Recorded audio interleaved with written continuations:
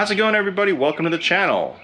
Today I wanted to make a continuation of my last video of unboxing and opening up some of the stuff to show you what I picked up on my last trip to Southern California. But before I do that, I have to move the SLK out of the garage. It's in the way and I don't have much room to work here. Again, I apologize for all the garage always being a mess. It's getting better, I promise you. It's taking some time to clear everything out, but I'm gonna go ahead and move the car and get started.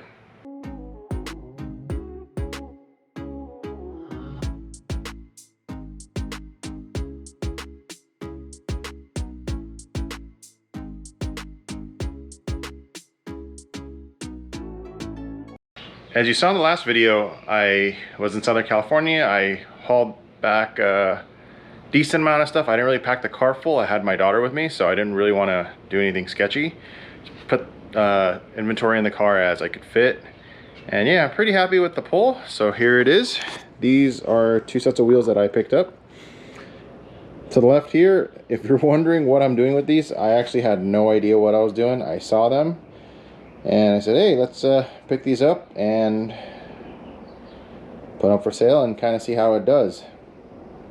Hilariously, these seem to be a pretty sought after wheel. Not my personal taste, but again, I thought this was pretty funny to pick up.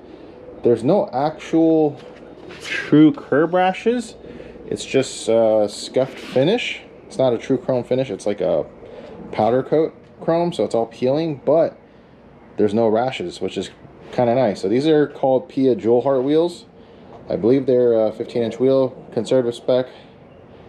If any TikTokers with a Miata out there want these, let me know. I think they're popular amongst your crowd from what I've seen. And this right here is a set I've been waiting quite a while for. These are Mugen wheels, multi-piece, and then a 15-inch setup. A lot of the sets you see now floating around used are the 14s. The 15s have been swooped up on and everybody's been hoarding them. So the finish on them, not too bad. No actual curb rashes. These are just scratches and just, I don't know what you call it, oxidation and just various other parts of a couple chips, but nothing that couldn't be refinished.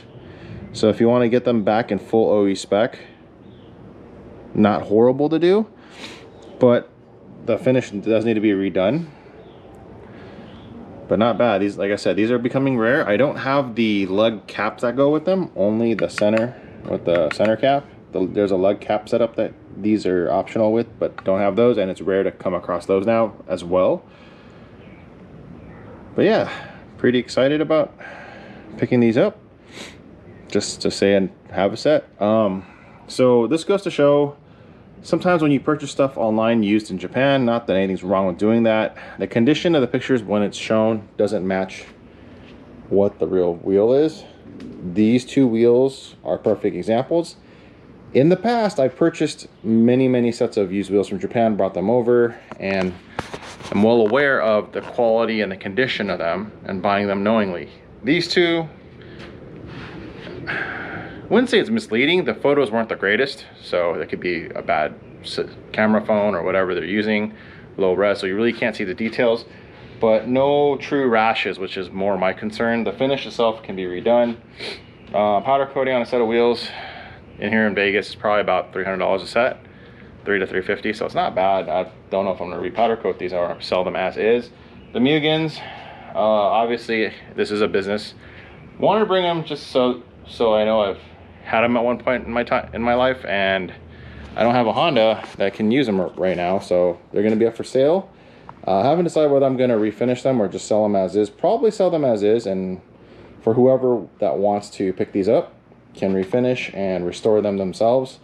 Again, I don't see any curb rash on here. There's a couple chips on the lip that should be able to be refinished out, so just a face repowder coat and a lip repolish, and you should be good to go. Most of the time I see when owners buy these MR5s, they just polish out everything, which looks great also. So yeah, those are my two big pieces of haul. I have these Avant-Garde wheels here for Mike. Need to drop these off to him. I'm waiting to get the XB from my brother because I don't want to try to cram this in the Lexus. It's got enough interior scratches from trying to do that. BC coilovers for a customer. Also have some miscellaneous parts here. Have rear spoilers for different Lexuses. I don't know which is which, and some Novell parts also.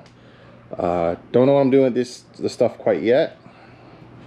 Also, my friend Clint dropped off a XA carbon fiber hood and vented fenders and some other miscellaneous stuff.